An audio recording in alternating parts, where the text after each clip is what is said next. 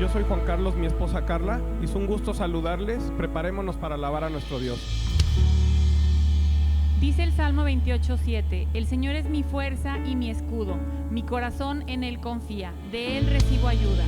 Mi corazón salta de alegría y con cánticos le daré gracias. Es nuestra oportunidad para alabar a nuestro Dios. Inclinemos el rostro, cerremos nuestros ojos.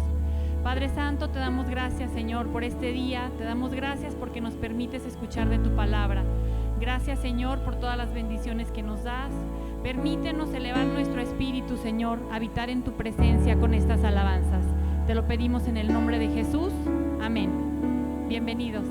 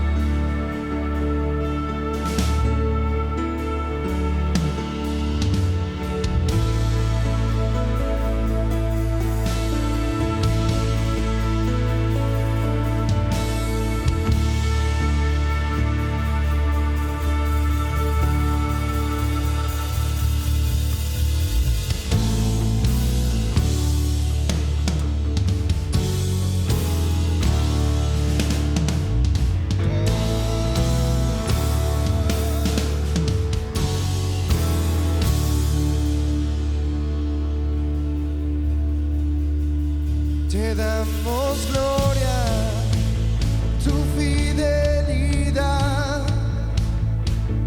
y estamos listos para hacer tu voluntad.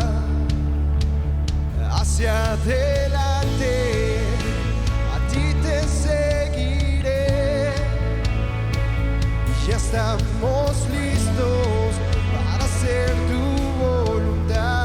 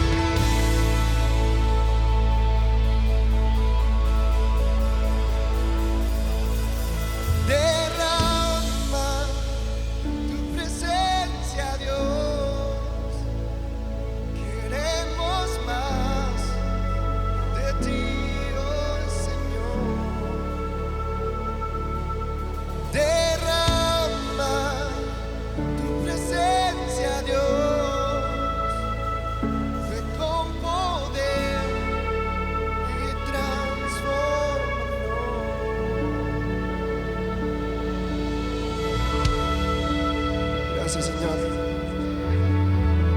porque tú eres fiel con nosotros y tu fidelidad siempre está para nosotros.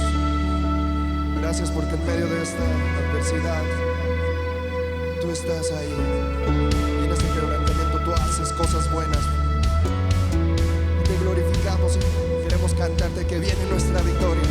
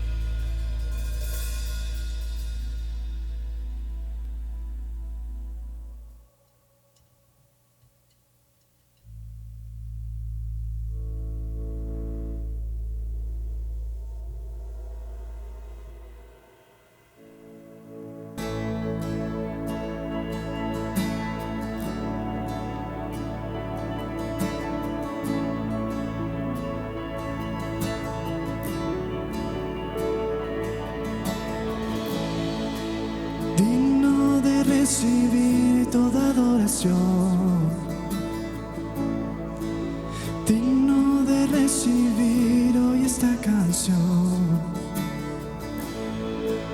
digno de entregarte mi corazón, vivo por ti.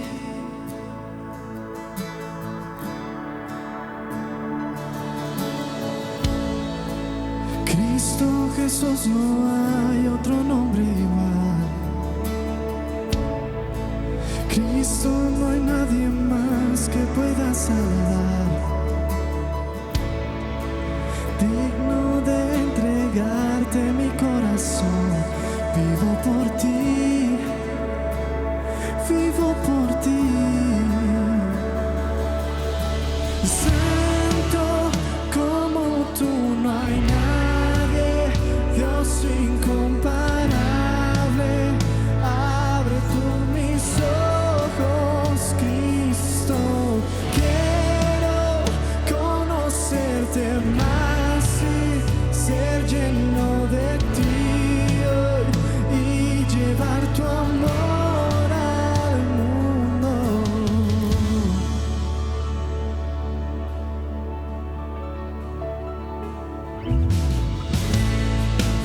Digno de recibir toda adoración, digno de recibir hoy esta canción, digno de entregarte mi corazón. Vivo por ti,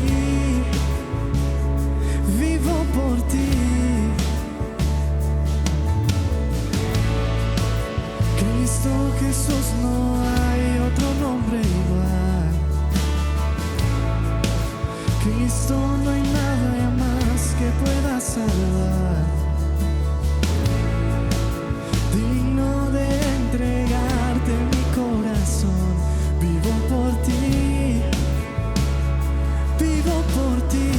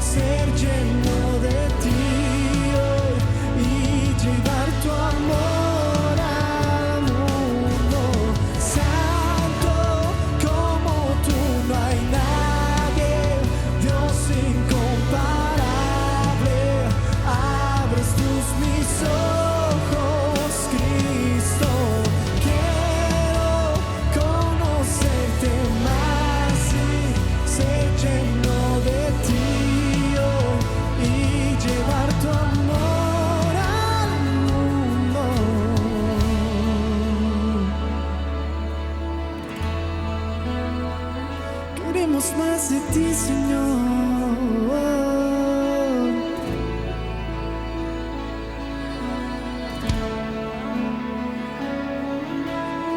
Recibe toda adoración, Señor.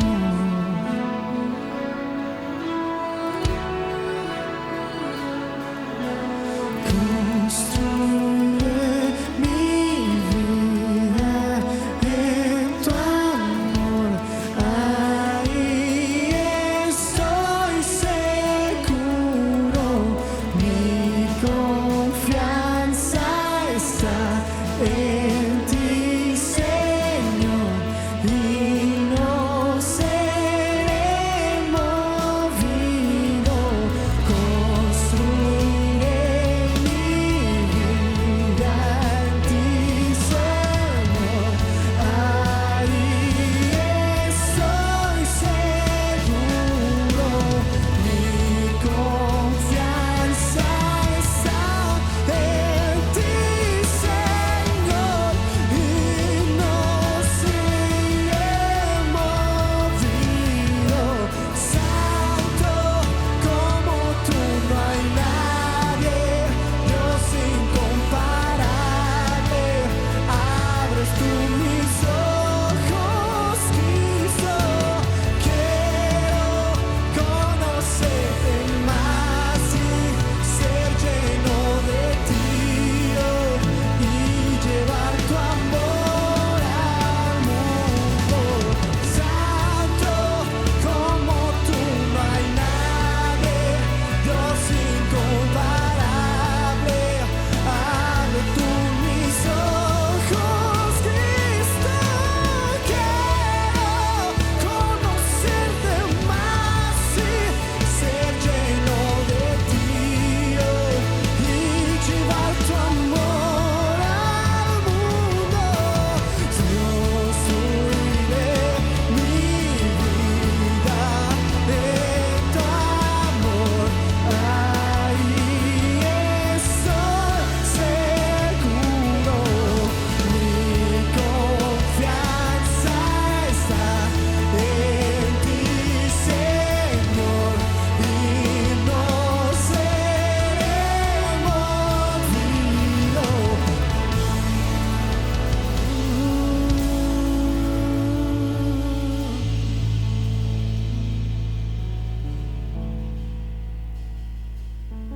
¿Por qué no me ayudas a cantar una vez más? Desde donde estés, adoremos a nuestro Padre y continuemos en su amor y en su presencia. ¿Por qué no me ayudas con esta parte? Construiré mi vida en tu amor. Ahí estoy seguro. Mi confianza está en ti, Señor, y no seré. ¿Cuántos piensan esto? Construiré mi vida en ti, Señor, y ahí estoy seguro. Mi confianza está en ti, Señor, y no seré movido. Mi confianza está en ti, Señor. Mi confianza está en ti, Señor. Mi confianza está en ti, Señor. ¿Cuánto piensan esto? Mi confianza está en ti, Señor. Mi confianza está en ti, Señor. Construiré mi vida en ti, Señor, y ahí estoy seguro. Mi confianza está en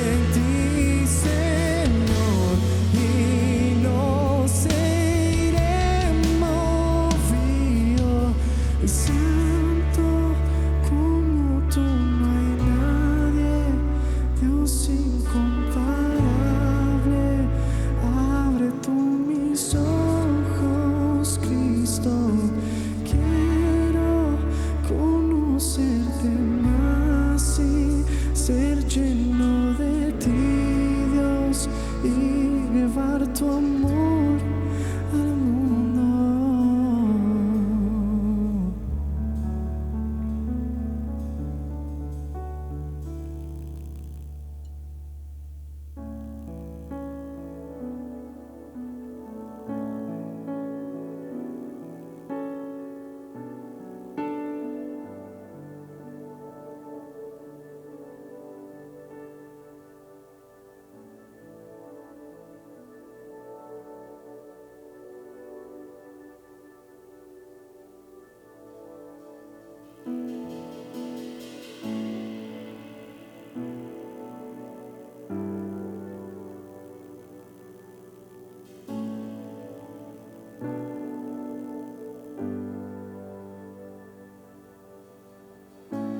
No puedo volver al pasado, ni controlar lo que pueda venir. Pero aquí en el presente es donde tú me prometes estar.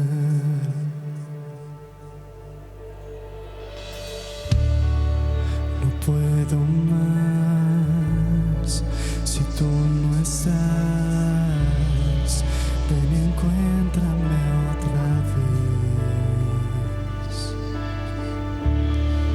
Pues todo en mí te anhela a ti. Ven y encuéntrame otra vez.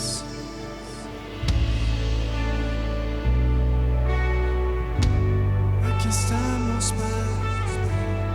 Ven y encuéntrame otra vez. Mientras camine por el valle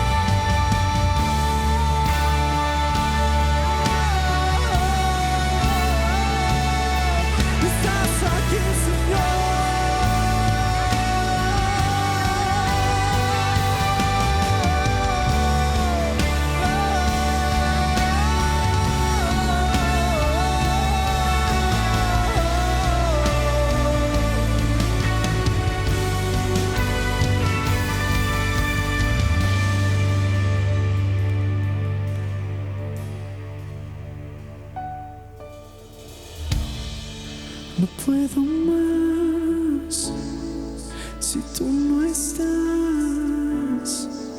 Ven y encuéntrame otra vez,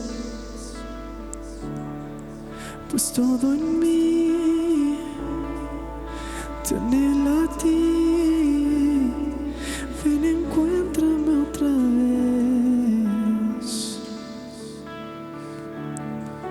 No puedo más si tú no estás. Ven y encuéntrame otra vez, pues todo en mí te anhela a ti. Ven y encuéntrame otra vez. Podemos cantarlo una vez más. No puedo más si tú no estás. Ven, encuéntrame otra vez, pues todo en mí te anhela a ti. Ven, encuéntrame otra vez.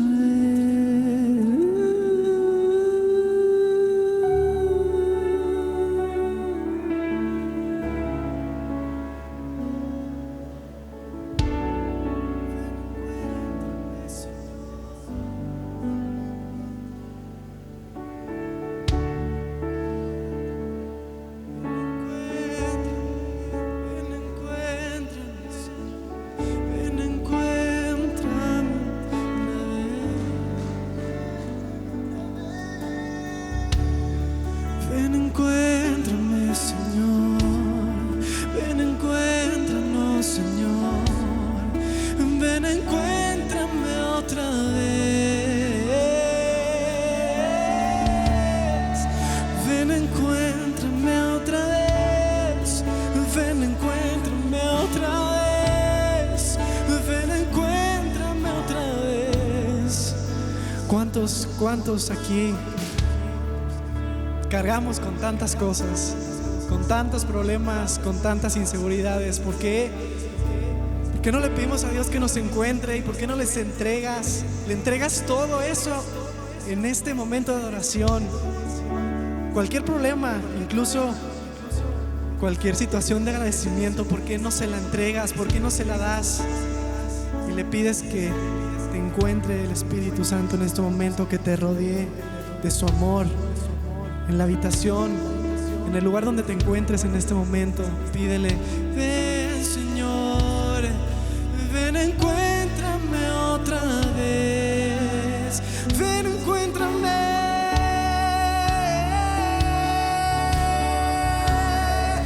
Ven, encuéntrame.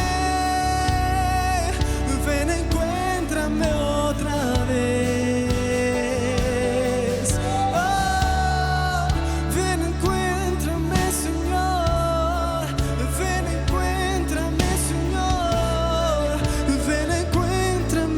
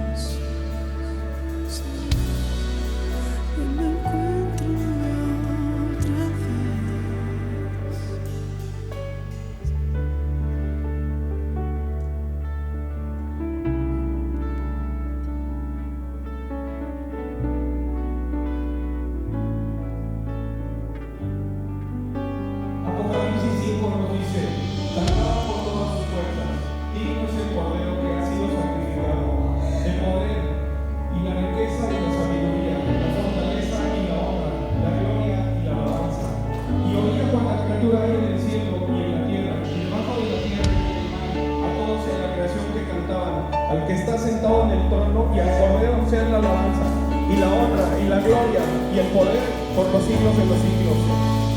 Padre Santo, gracias por este tiempo de alabanza, Señor. Gracias por poder honrar tu nombre, Señor. Gracias por la alabanza, Padre. Gracias por nuestro pastor, por la iglesia, Señor, por la familia. Gracias porque tú nos sostienes, Padre. Porque en tiempos de angustia y de tribulación tú nos encuentras una y otra vez, Señor. Gracias, Padre, por haberte fijado por nosotros, Señor. Gracias por este tiempo, Padre, y prepara nuestros corazones para recibir tu palabra, Señor. En el nombre de Jesús. Amén. Bienvenidos nuevamente a todos, bienvenidos a nuestros hermanos de la Ciudad de México, de Monterrey, de Mérida, de cualquier parte del mundo donde te encuentres. Bienvenido, bienvenido tú que te conectas por primera vez. Tenemos una línea en pantalla, queremos conocerte, queremos servirte, si tienes alguna petición de oración. Voy a dar unos breves anuncios a los papás que tienen niños pequeños. En nuestro canal de YouTube, en Origen Kids, ya están sus clases listas, aprovechenlas por favor, están padrísimas. Teens, adolescentes, terminando este servicio, a las 12:30 será su clase, no se la pierdan.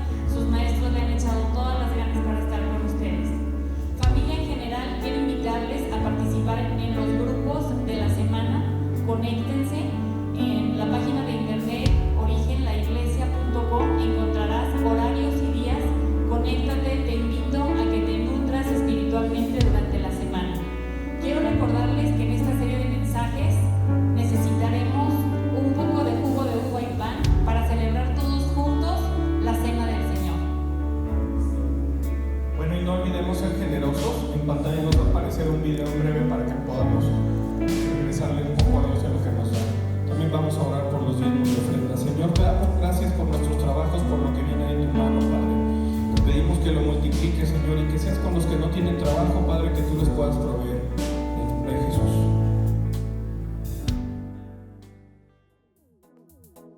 Gracias a la generosidad de todos, nuestra casa sigue adelante anunciando el mensaje de la gracia de Dios. Ahora existen más formas de seguir participando con nuestros diezmos y ofrendas. Ingresa a origenlaiglesia.com y en la sección de dar encontrarás todas las alternativas disponibles. Ahora también puedes hacerlo en línea a través de PayPal desde nuestro sitio web. Es muy fácil y seguro. Ingresa la cantidad y usa la tarjeta de crédito o débito de tu elección. Sigamos participando juntos en el avance del reino de Dios, disfrutando de la bendición y el privilegio de poder ser generosos. Origen, tu casa, tu iglesia, tu familia.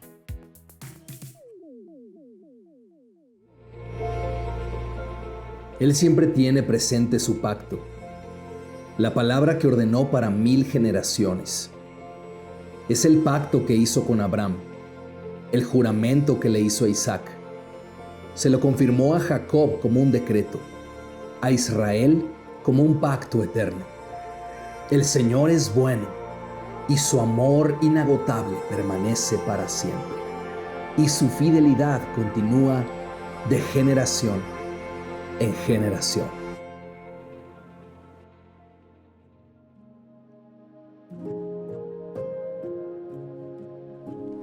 Hola iglesia, el día de hoy estoy emocionado que vamos a entrar a ver el pacto que hace Dios con David en 2 de Samuel 7.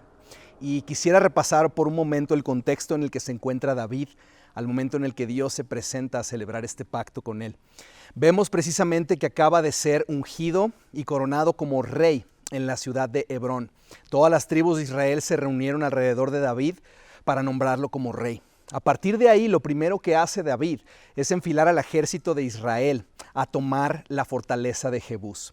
Jebús es la ciudad precisamente habitada por los jebuseos, la ciudad de Jerusalén. Esta fortaleza siempre estuvo cerca del corazón de David y del plan de Dios para la historia de redención de la humanidad y para el centro y el corazón de la nación de Israel. Así que David lo primero que hace es que va y toma la fortaleza de Jebús y recupera Jerusalén para Israel.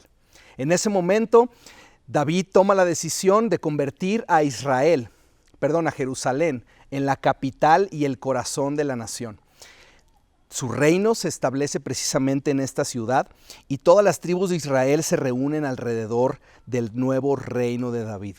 Ahora sabemos que David era un adorador, un hombre conforme al corazón de Dios. En las Escrituras vemos que es reconocido incluso como el dulce cantor de Israel. Vemos que su corazón genuinamente tiene un deseo y siempre está en búsqueda del corazón de Dios. Y de esta manera también vemos cómo en 1 Samuel 6, lo que inmediatamente hace David después de tomar a Jerusalén, después de recuperar Jerusalén y convertirlo en la capital del nuevo reino de David, lo primero que sucede es que David desea tomar el arca del pacto que se encuentra en casa de un levita y desea tomarla y llevarla a la ciudad de Jerusalén. Precisamente ese es su deseo.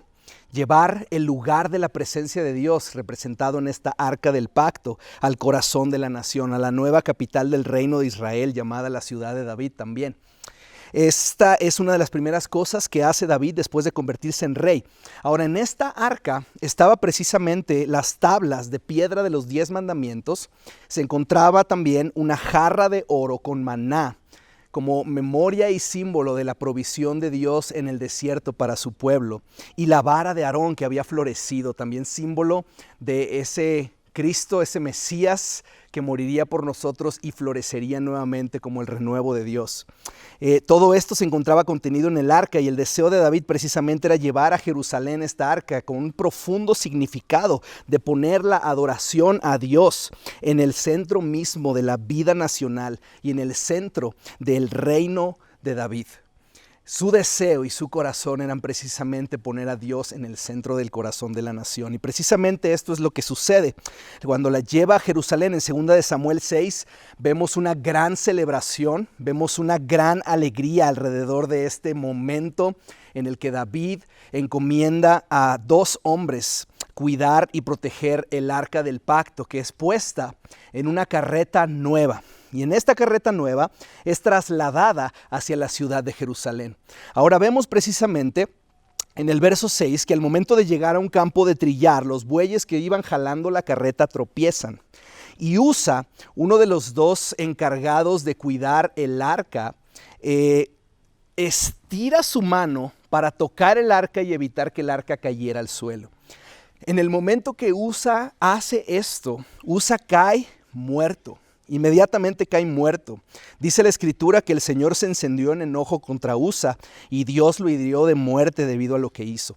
En ese mismo momento, la Escritura dice en el verso 8 que David se enojó porque la ira del Señor se había desatado contra Usa. David estaba impactado de lo que acababa de ver. Vemos en el verso 9 cómo David tenía miedo del Señor y se preguntó: ¿cómo podré regresar el arca del Señor? ¿Cómo podré tenerla nuevamente bajo mi cuidado?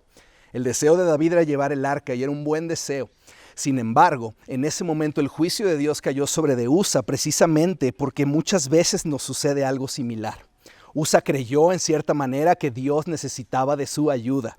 Y por otro lado, ilustra la manera en la que a veces tenemos nosotros, quizá no en teoría, pero sí en nuestra práctica, un entendimiento de que podemos acercarnos a Dios de una manera casual y cotidiana. Una idea de que podemos vivir con una integridad y una moralidad correcta conforme a nuestro criterio. Usa creyó, y posiblemente tú también lo podrías llegar a pensar, que cuál sería el problema de tratar de detener el arca de que cayera al suelo.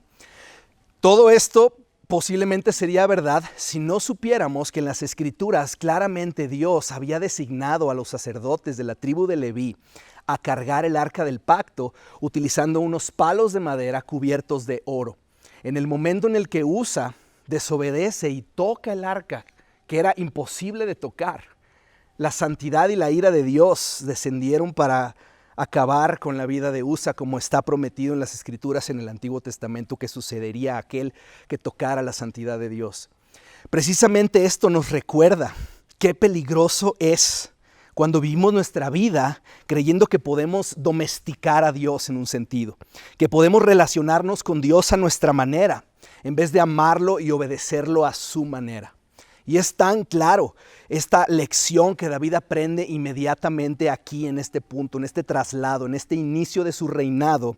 David queda asombrado de lo que sucede con Usa, pensando algo como esto: este Dios es más santo de lo que pensaba. Vemos precisamente algunos versos adelante cómo David detiene este plan, detiene esta idea de trasladar el arca a Jerusalén, y por 3 meses el arca es puesta en resguardo en casa de un hombre llamado Obed-Edom. Después de 3 meses, David recibe el reporte de que Dios ha bendecido a Obed-Edom, a toda su casa y a todas sus pertenencias, simplemente a causa de que el arca permaneciese ahí con él. Es interesante que el arca no hace más que bendecir y prosperar a este hombre y a toda su familia y a todos sus bienes. De una manera extraordinaria, seguramente David está aprendiendo otra lección acerca del carácter de su Señor. Y es esta: Dios también es más bueno y más misericordioso de lo que pensaba. De esta manera vemos al inicio del reinado de David cómo el Señor le enseña al reino, a la nación y al nuevo rey 2 importantes lecciones. Dios es mucho más santo de lo que piensas y es mucho más bueno y misericordioso de lo que imaginas. De la misma manera podemos aprender esto nosotros y darnos cuenta que el Señor es bueno, misericordioso y fiel, y que también es celoso de su santidad. Y vemos precisamente cómo David, al darse cuenta de la misericordia y la bondad de Dios, reinicia este plano, este proyecto de llevar el arca de regreso a Jerusalén.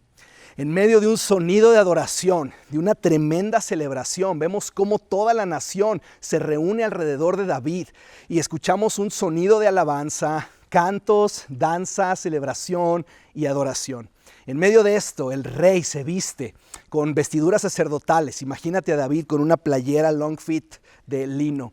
Básicamente es lo que está haciendo. Está adorando y está celebrando, y todo el pueblo alrededor de él está danzando. La Escritura dice que David danzó ante el Señor con todas sus fuerzas, vestido con una vestidura sacerdotal. Y todo el pueblo junto con David trasladaron el arca del Señor entre gritos de alegría. Y es extraordinario ver el corazón de David. Me llama tanto la atención, no sé si a ti también te llama la atención de la misma manera, pero me llama tanto la atención cómo David, desde su juventud temprana y después que es llamado y ungido como rey por Samuel, David tiene una constante en su vida. No pierde su capacidad de asombro y su deleite por habitar en la presencia de su Señor. Es claro que ahora David, siendo un hombre maduro en el Señor, llevando un recorrido en su caminar con Cristo, en su caminar con su Dios, sigue adorándolo con todas sus fuerzas, sigue adorándolo con toda su emoción, con toda su expectativa, con todo su asombro del Dios que le ha coronado como rey para esta nación. Y yo quiero pedirte y darte un consejo el día de hoy. No permitas, sin importar los años que tengas caminando en Cristo, no permitas que los años que tengas de conocer a Jesús te conviertan en un cristiano profesional. Muchas veces caemos en la trampa de creer que nuestra experiencia y nuestro caminar con Dios tiene que, en cierta manera, apaciguar nuestra pasión por Jesús. Y sin embargo, en la vida de David vemos que es todo lo contrario. Su celo, su pasión, su amor por su Señor, su autenticidad al venir a su presencia aún en sus momentos de error y quebranto, nos demuestran la vida apasionada de alguien que camina con Dios.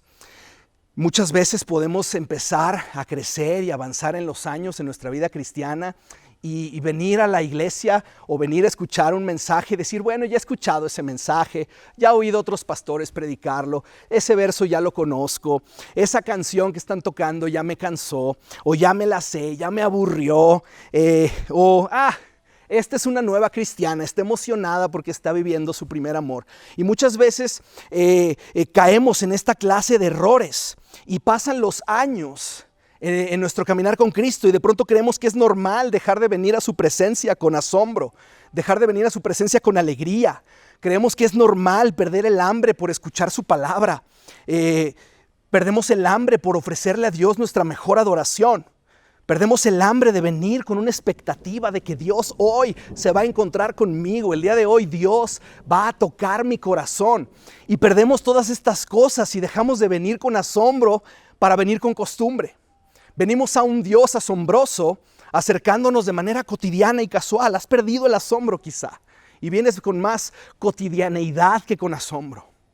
Y la verdad es que es increíble esto, porque David está apasionado por la presencia de Dios. Y déjame decirte esto, el que vive en la presencia de Dios vive plenamente gozoso. Incluso en los Salmos vemos esta declaración de David que dice: en tu presencia hay plenitud de gozo, delicias a tu diestra para siempre. Y esto nos tiene que enseñar y recordar como creyentes que ser piadoso no significa vivir una vida miserable. No hay mayor gozo que amar a Dios y adorarlo y disfrutar de la familia de Dios. Son grandes deleites que tenemos al acercarnos a Dios. Y vemos una constante en el corazón de David, y es interesante cómo se contrasta en el verso 16 con la actitud de su esposa Mical.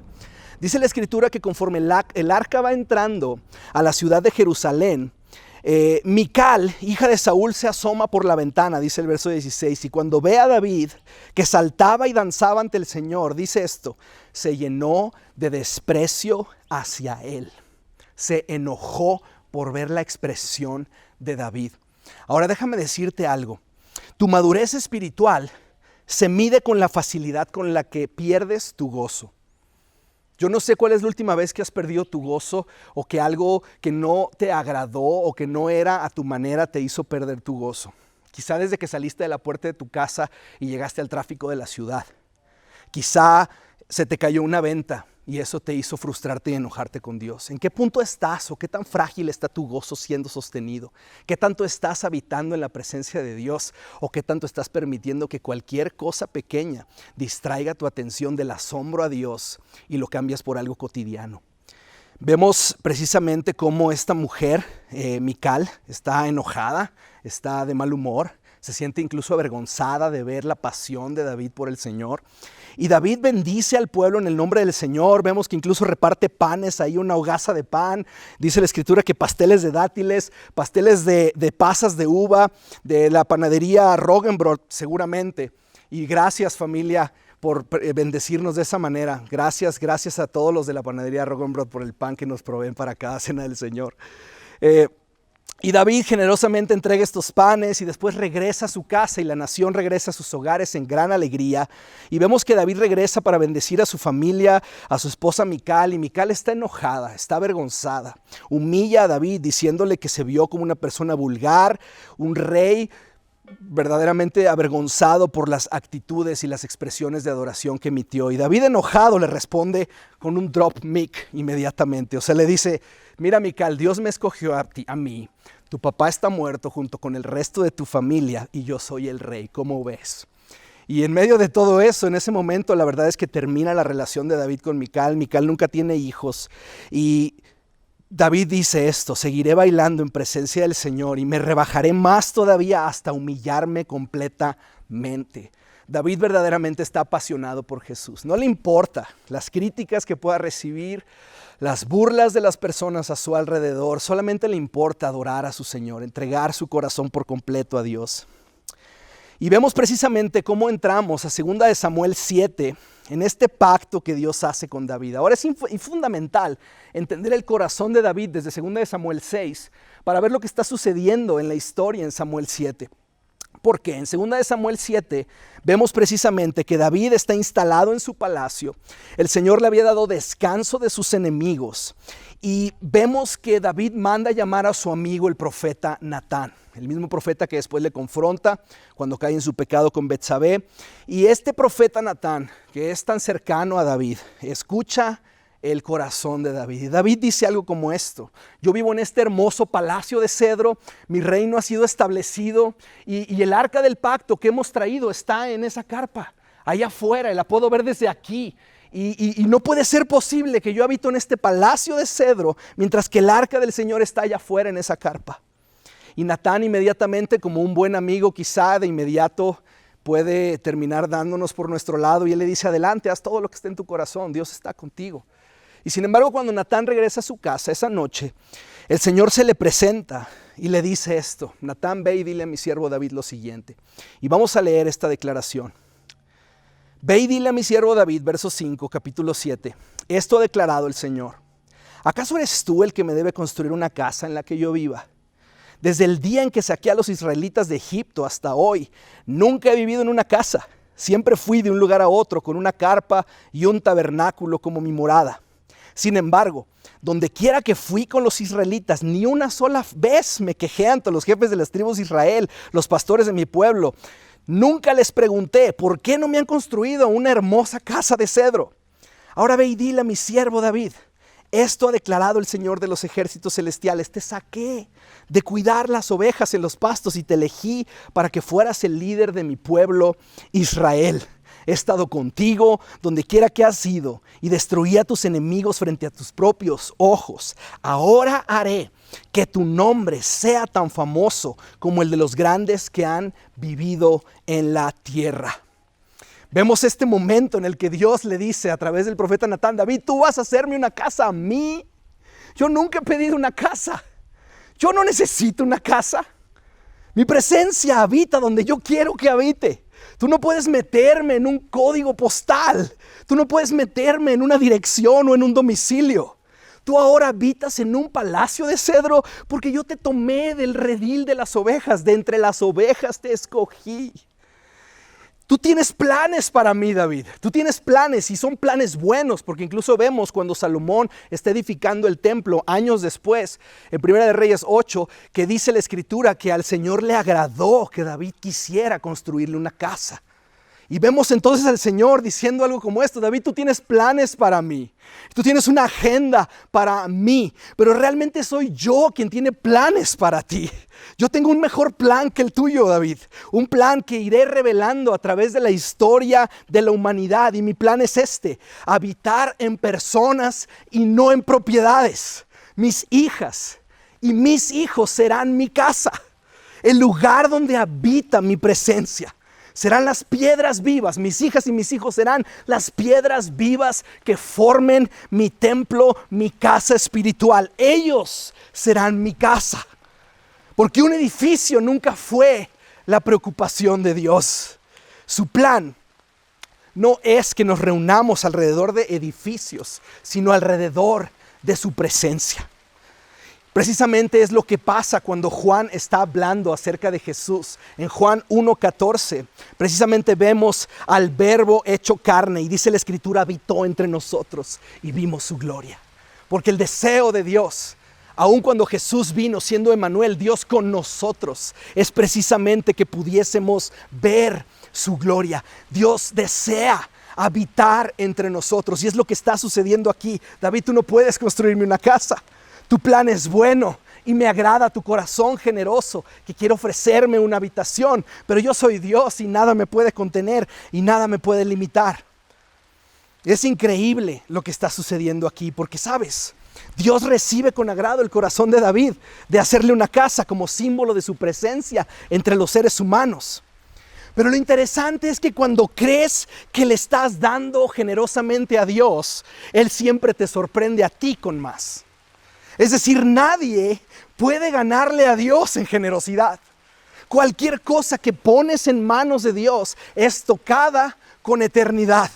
Precisamente es lo que pasa cuando Dios promete en Malaquías 3, hablando de nuestra generosidad y nuestra confianza financiera en Dios. Y dice, traigan todos los diezmos, traigan con generosidad. Y dice la Escritura en el verso 10, derramaré una bendición tan grande que no tendrán suficiente espacio para guardarla. Inténtenlo. Pónganme a prueba, porque cuando tú traes tu generosidad a Dios, Dios siempre te gana a ti en generosidad. Básicamente lo que está sucediendo en esta historia es, David, tú me quieres dar una casa, yo te voy a dar a ti una dinastía.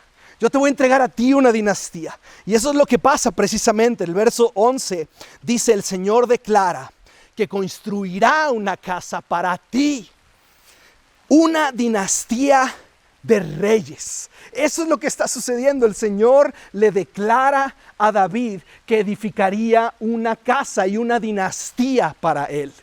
Fíjate lo que está pasando. Verso 12 dice, cuando mueras y seas enterrado con tus antepasados, levantaré a uno de tus hijos de tu propia descendencia y fortaleceré su reino. Él es quien edificará una casa, un templo para mi nombre. Afirmaré su trono real para siempre. Verso 14 dice, yo seré su padre, él será mi hijo. Si peca, lo corregiré y lo disciplinaré con vara como lo haría cualquier padre. Pero no le retiraré mi amor como le retiré a Saúl, a quien quité de tu vista. Verso 16, tu casa y tu reino continuarán para siempre delante de mí, y tu trono estará seguro para siempre. Dios le promete a David establecer su reino para siempre. Dios le promete a David que un hijo suyo se sentaría a reinar por la eternidad. Y eso es precisamente lo que vemos aquí. Dios haciendo una promesa que pareciera tratarse de Salomón, pero sin embargo, a la vez es una promesa mesiánica la que está sucediendo aquí. Una promesa que haría eco en las generaciones. Dios le dice a David, tú podrás construirme una casa, pero no será en tus manos, sino será tu hijo Salomón quien construirá esta casa para mí. Vemos precisamente entonces Dios haciendo la promesa de un reino que sería establecido por un rey que vendría de la descendencia de David a gobernar por la eternidad. Y vemos precisamente el plan de Dios para el mundo siendo establecido a través de David y siendo establecido a través de una nación y a través de una tribu, la tribu de Judá. Y vemos cómo el Señor promete que de la línea de David vendría este rey que reinaría para siempre. Disculpen. A partir de ahí, vemos precisamente cómo a través de la historia de la humanidad, incluso vemos en la historia desde el pecado del hombre y la caída del hombre, cómo hay una guerra sucediendo. Dios hace una promesa en el momento en el que la mujer peca y Adán también peca. Dios le dice a Satanás, tú herirás a la mujer en el talón, pero ella aplastará tu cabeza. De la simiente de la mujer vendrá aquel que triunfará sobre de ti y recuperará y restaurará la relación que se ha roto entre Dios y los seres humanos. Una raíz, una semilla crecerá.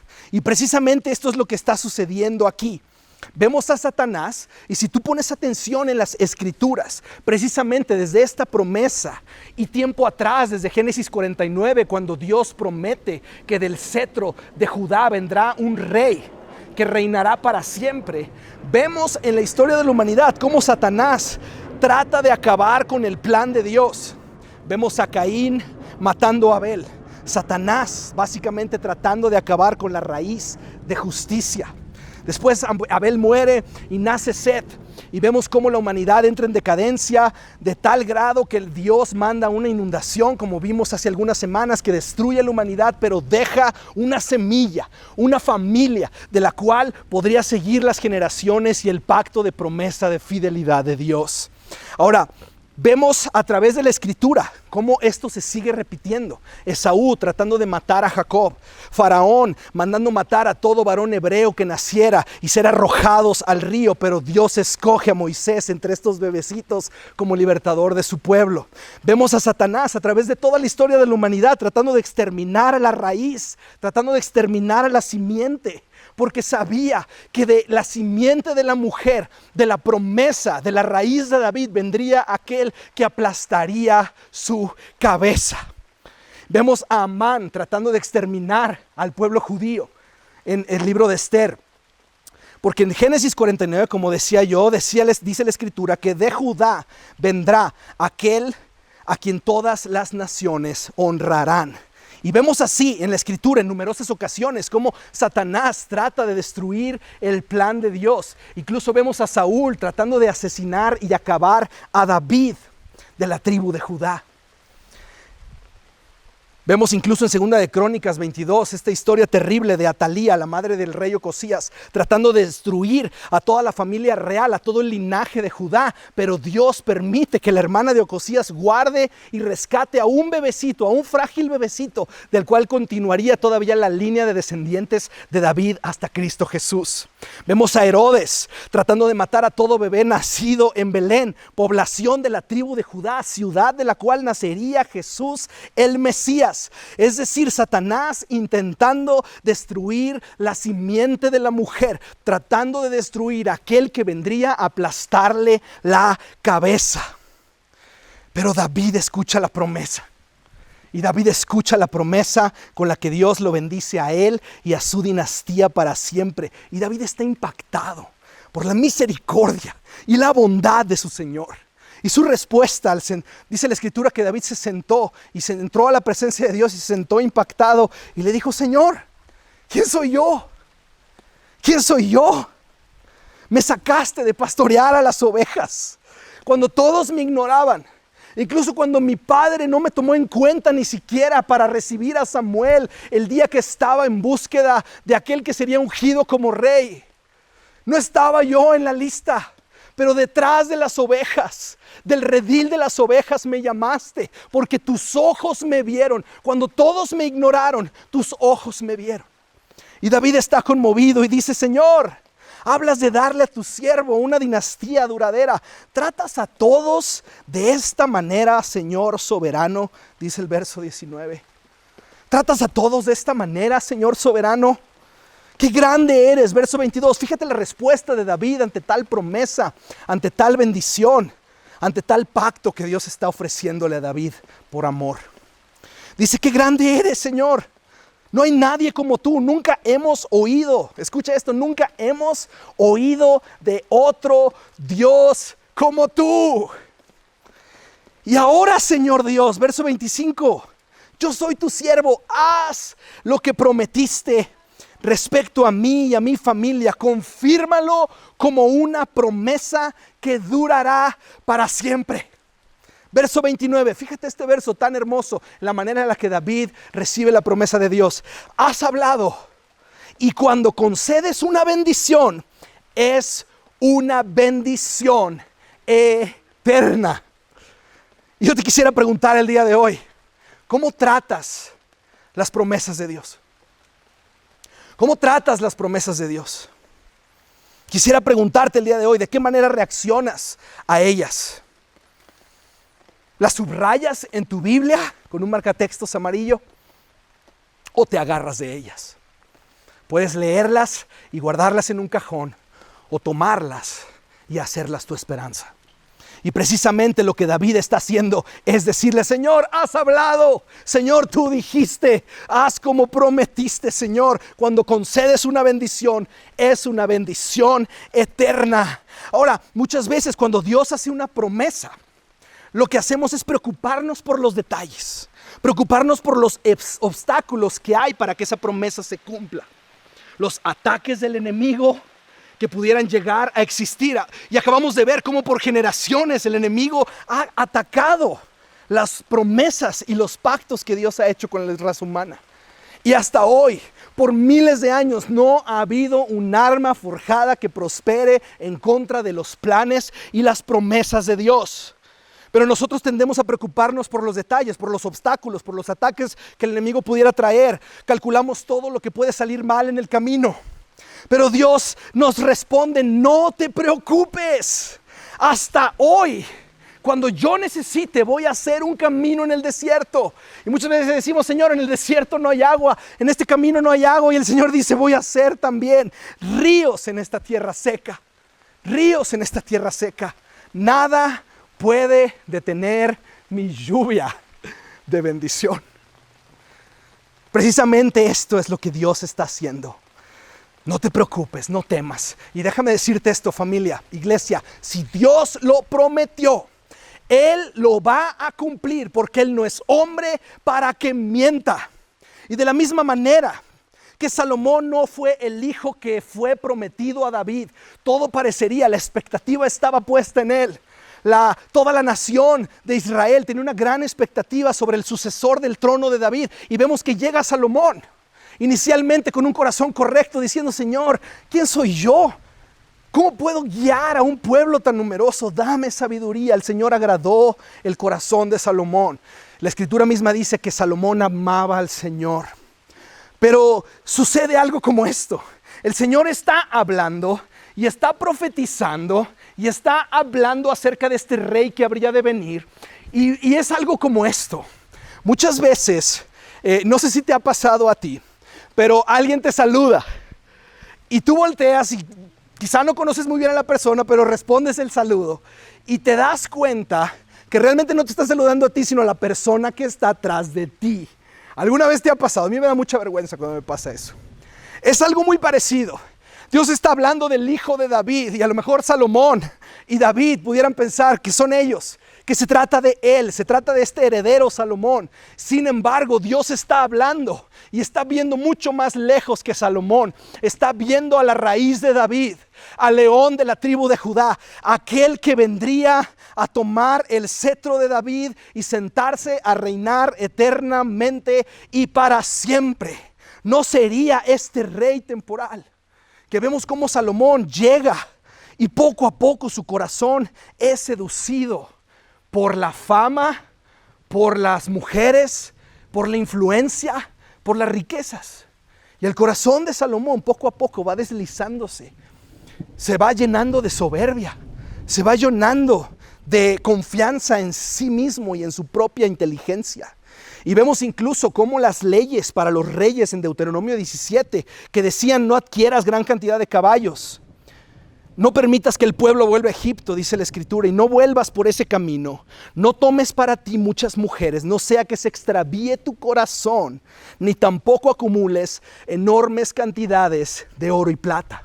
Sabemos lo que pasa con Salomón. Tuvo 4,000 establos y 12,000 caballos. Tuvo 700 esposas, 300 concubinas. Su trono era de marfil cubierto de oro purísimo. Y la plata no tenía valor en su tiempo. Se apilaba por las calles por tal opulencia y exceso que existía por todo el reino.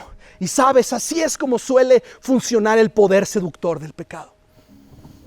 Si Satanás no puede tentarte con un gran pecado, se va a conformar con uno pequeño, porque sabe que los pequeños pecados allanan el camino de las grandes caídas.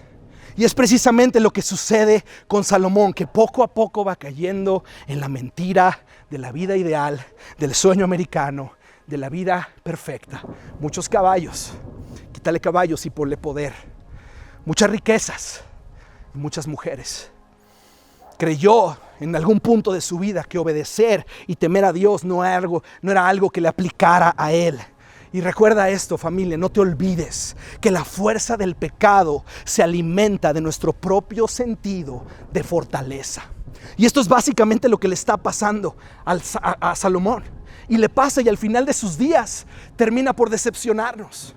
Termina por parecerse más al faraón de Egipto que el corazón de adorador de su padre.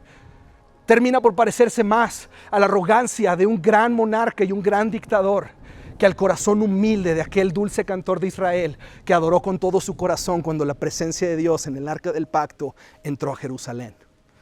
Y vemos precisamente cómo una vez más este rey no era el rey que estábamos esperando. Habría de venir uno más.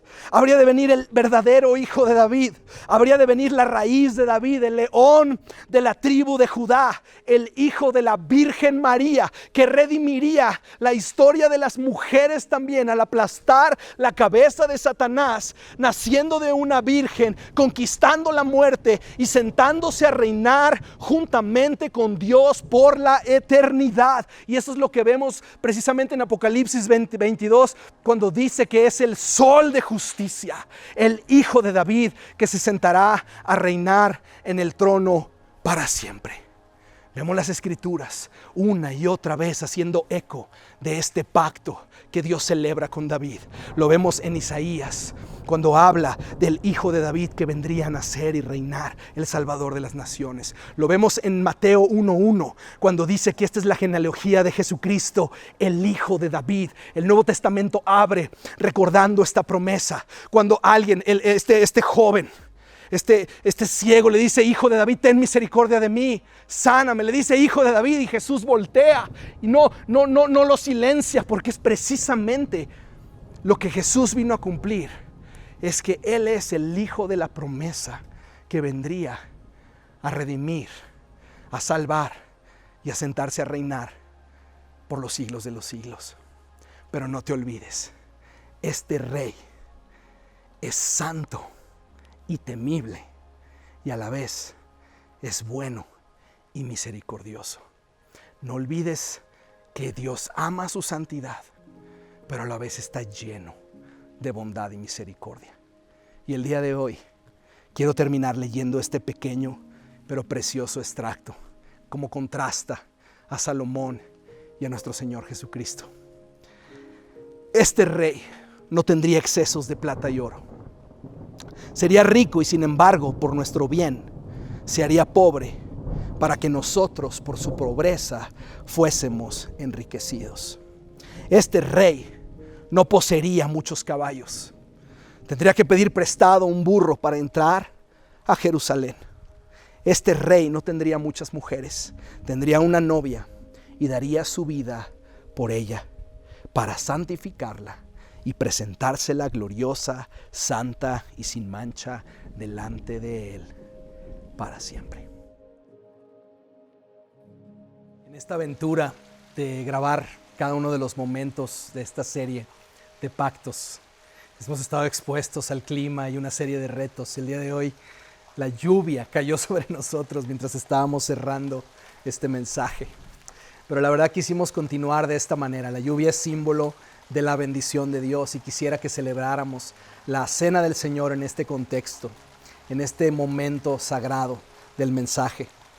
Estoy en Apocalipsis 5 para celebrar la cena del Señor el día de hoy, recordando a este rey, a este león de la tribu de Judá. Y la Escritura dice: tú eres digno, Señor, de tomar el rollo y romper los sellos y abrirlo, pues tú fuiste sacrificado y tu sangre pagó el rescate para Dios de gente de todo pueblo, tribu, lengua y nación, y lo has transformado en un reino de sacerdotes para nuestro Dios, y reinarán sobre la tierra. Entonces se escucharon las voces de miles de millones de ángeles alrededor del trono, que decían: digno es el Cordero que fue sacrificado de recibir el poder, las riquezas y la sabiduría y la fuerza y el honor y la gloria y la bendición. El día de hoy estamos recordando y conmemorando a nuestro Señor Jesucristo, que, como en el cierre, mencionaba hace un momento, en el cierre de Apocalipsis 22, dice: yo, Jesús, yo soy tanto la fuente de David como el heredero de su trono, y soy la estrella brillante de la mañana. Quiero que recordemos el día de hoy la manera en la que nuestro Salvador fue partido por nosotros para destruir el poder del pecado y de la muerte.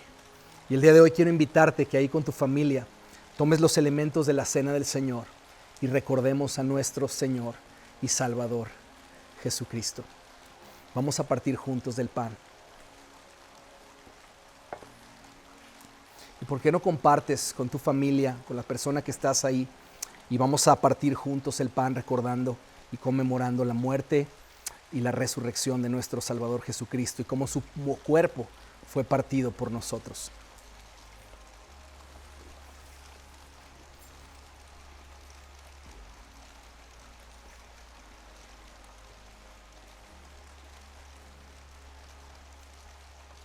De la misma manera, quiero invitarte a tomar de la copa.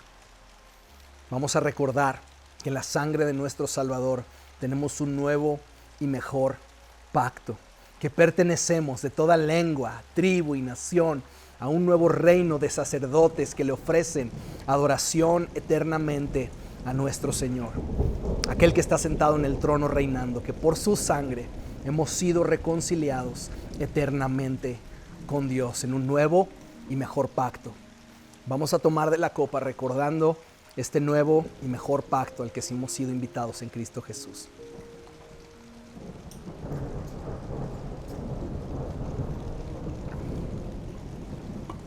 Y vamos a orar. Padre, te damos gracias. Gracias por tu lluvia de bendición. Gracias por tu misericordia. Gracias porque eres el Rey que por milenios esperamos. Gracias, Señor, que has reconciliado todo y has hecho todo nuevo en ti. Gracias, Señor, que eres un Dios de pactos, que cumples tus promesas, que amas tu santidad y tu corazón se inclina continuamente a hacer misericordia. Y el día de hoy te damos gracias. Hacemos eco a las palabras de tu siervo David cuando dijo: ¿quién soy yo? ¿Quién soy yo y quién es mi casa para que hayas mirado con agrado y nos hayas bendecido y favorecido eternamente, Señor? Gracias, Señor, te amamos. Gracias por la libertad que hoy tenemos en ti, por la esperanza que tenemos. Gracias a que nos has reconciliado en tu sangre. Te amamos y el día de hoy te adoramos. Gracias que nos has hecho un pueblo, una sola nación, en tu cuerpo y en tu sangre, en tu resurrección y en tu victoria. Bendito sea tu santo nombre y recibe adoración de tu iglesia el día de hoy. Y todos decimos, amén. Amén.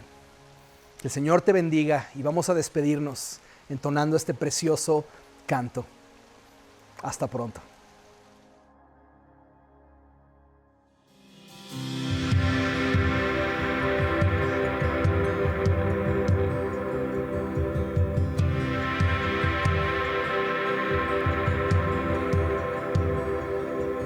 Hay un mundo quebrantado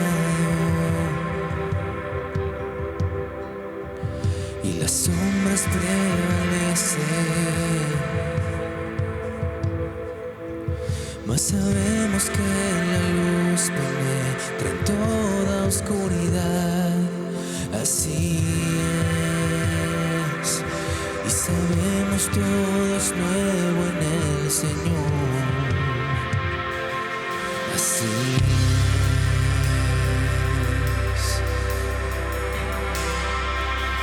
La creación está gimiendo,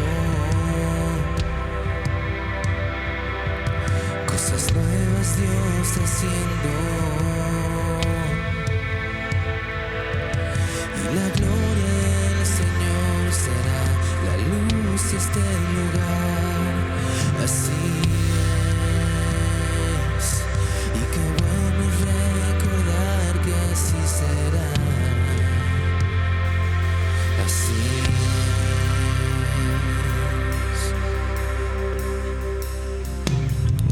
Hay alguien más digno de adoración. Hay alguien que tenga el gobierno de toda la nación. El león de Judá que la tumba venció. La raíz de David y el cordero que nos rescató.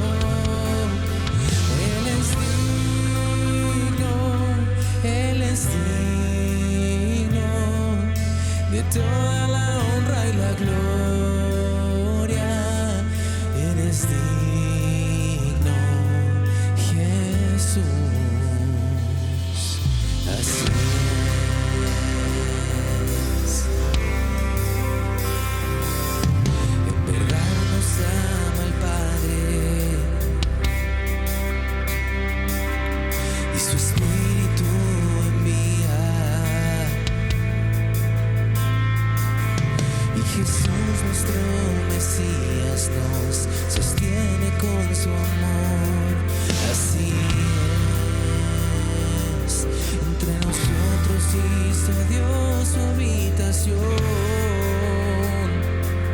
Así es, hay alguien más digno de adoración. Hay alguien que tenga el gobierno de toda la nación. El león de Judá que a la tumba venció. La raíz de David y el cordero que nos rescató. De toda tribu y nación, toda lengua y región, nos ha hecho un reino de sacerdotes para nuestro Dios. Él es digno de toda la honra y gloria. Él es digno, Jesús.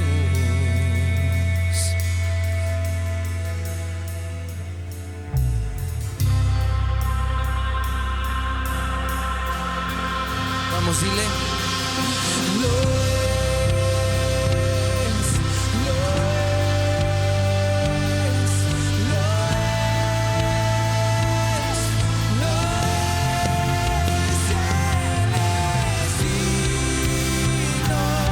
Él es digno de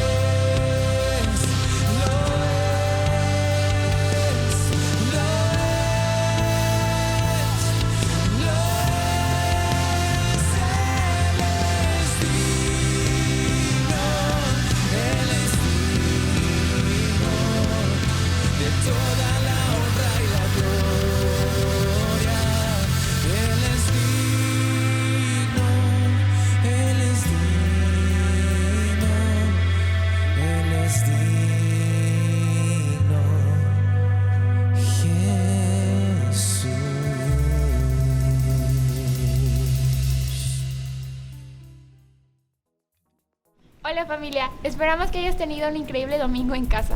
Gracias por conectarte con nosotros. Sabemos que cada domingo se pone mejor, así que no te pierdas la siguiente reunión. Seguimos con nuestra serie de pactos. Sí, teens, tu clase está por comenzar. Si no tienes el link de la reunión, puedes ir a la línea Origen a solicitarlo. Manda el link a un amigo.